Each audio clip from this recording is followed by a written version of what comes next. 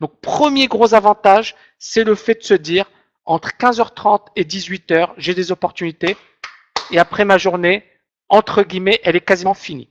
Deuxièmement, une volatilité bien plus importante que celle des indices ou du Forex. Oui, alors Gabriel me dit volatilité supérieure aux indices, largement supérieure aux indices. Je vais revenir sur le pourquoi de ce que je viens, ce que j'avance. Alors, on a une volatilité qui est bien plus importante que celle des indices. Donc, puis fixe. Alors, ici, effectivement, pourquoi trader les actions US est plus intéressant que de trader les indices slash Forex. Tout d'abord, il faut savoir une chose, c'est qu'un indice, il est composé par un panier d'actions. C'est-à-dire que dans un indice, vous avez plein d'actions. Donc à partir de là, on peut avoir un indice qui fait du surplace, alors même que certaines actions dessinent de fortes variations. D'accord? Et il existe également des phases de range prolongées sur le FX ou sur les indices. D'accord? Autre point important, c'est que le directionnel est souvent plus marqué que sur les actions. On a plus de choix, plus d'opportunités, plus de directionnel, plus de confirmation. Donc tout ça, effectivement, sont des points extrêmement importants. Alors, il existe de nombreux titres qui offrent au quotidien de belles configurations. Je vais reprendre ici l'exemple de Apple versus le Dow Jones. Ici, j'ai pris le graphe de Apple en 1 heure, le graphe du Dow Jones en 1 heure. Quasiment la même période de temps. D'accord? Ça commence là. Donc là, vous voyez Apple qui casse, qui fait un beau breakout, ok, qui explose à la hausse, et on passe de 110 à 117, ok, quasiment 700 pips, 7 dollars pendant cette période. Au même moment, donc là, vous voyez, j'ai tracé ce niveau. Ça, c'est sur le Dow Jones. Hein. Donc, on a effectivement le Dow Jones qui fait pas grand-chose, qui monte légèrement, qui baisse légèrement, qui monte légèrement, qui baisse légèrement, mais on est quasiment autour des mêmes niveaux. On passe de 17 000 à 17 500. C'est-à-dire que la volatilité, elle est très très faible comparée à Apple. C'est un exemple parmi d'autres.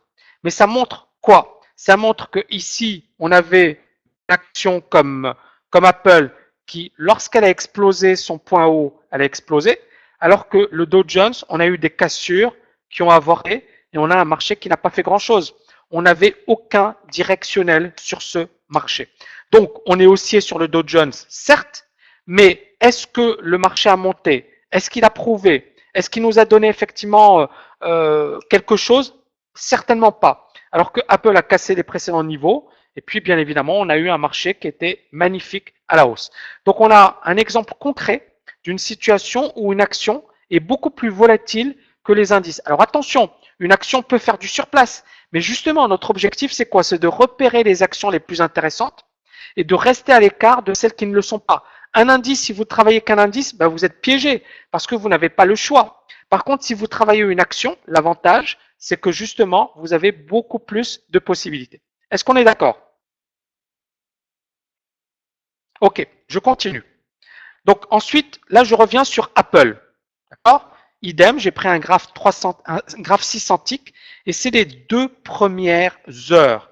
Donc qu'est-ce qu'on constate? On constate effectivement un gap baissier, forte hausse, plus de 2 dollars, forte baisse, hausse, baisse, hausse, baisse. Et c'est les 2 premières heures sur ce marché. Là, j'ai pris un graphe sur 1 heure. 1 heure, d'accord? En 20 minutes sur Apple, on a 2,4 dollars à la hausse. En 20 minutes, on a 2 dollars à la baisse. En 50 minutes, on a 2,4 dollars à la hausse.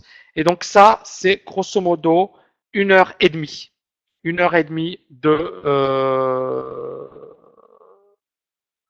1 heure et demie, 1 heure 40. Non, 1 heure et demie, 1 heure et demie, 1 heure et demie de marché. En 1 heure et demie, vous voyez la volatilité. Vous voyez la volatilité. Entre l'ouverture et 1 heure, 1 heure et demie là, hein, c'est même pas 2 heures, c'est même pas 3 heures, c'est 1 heure et demie. Donc à l'ouverture, et puis effectivement une volatilité assez folle sur ce marché. Là, je reprends un autre exemple, Lean Energy, d'accord? Ça a gagné 27% en une séance.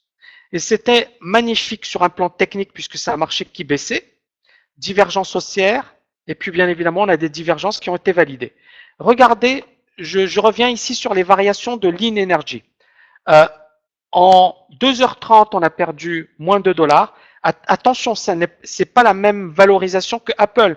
Ça vaut 12 $. Ça vaut 12 $. D'accord? Donc ici, je reviens rapidement sur Lean Energy. Donc ici, moins de $ en 2h30. Là, le marché, il ouvre plus 2,5 $ en 2h30. Là, le marché, il ouvre par là, plus 2 $ en 2h30. C'est-à-dire qu'on a une volatilité assez folle, assez impressionnante, d'accord? Et puis effectivement un marché qui est vraiment fascinant. Ok?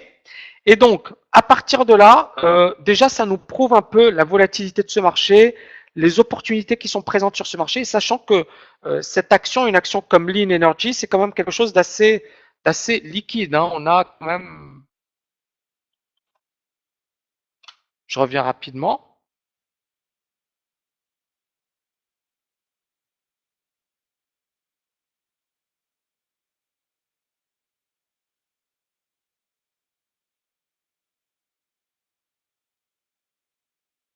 Je reviens rapidement sur ce titre. Je vais essayer de partager mon écran.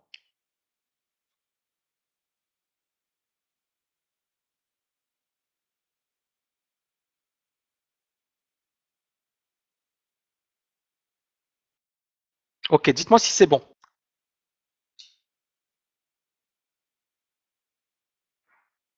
Ça s'affiche? Oui, super. Donc vous voyez ce titre, regardez, là il nous a validé une très belle divergence. Fort accès, c'est du 15 minutes. Et là, regardez, on a eu un gap, cassure des précédents points bas, forte baisse. Et ce marché, j'ai envie de vous le montrer en journalier. Il est toujours vendeur. Hein. Et si ça casse, c'est clairement toujours vendeur. Hein. On est toujours dans un marché. Mais là, ce n'était que du scalping. Hein. On était véritablement dans quelque chose de court terme sur ce marché. On n'était pas que sur quelque chose de puissant, etc. Mais rien qu'en scalping, c'était effectivement magnifique. Donc voilà, et ça c'était récemment, c'était récent, hein.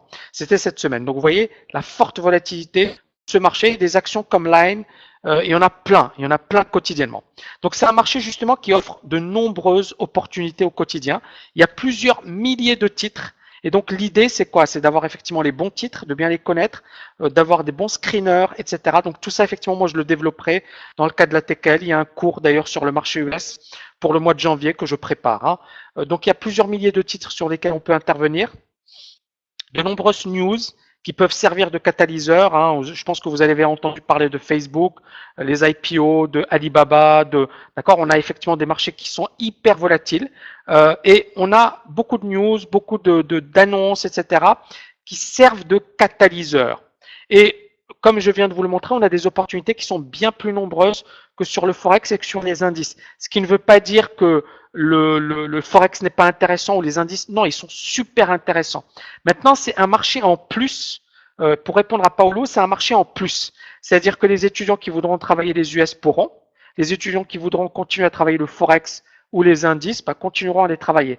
Il y aura plus de choix. D'accord. Maintenant, le gros avantage, c'est que justement, vous avez un marché qui est magnifique et vous avez un marché sur lequel il y a 2h30 de grosse volatilité et sur effectivement ce marché, il y a énormément de choses à faire.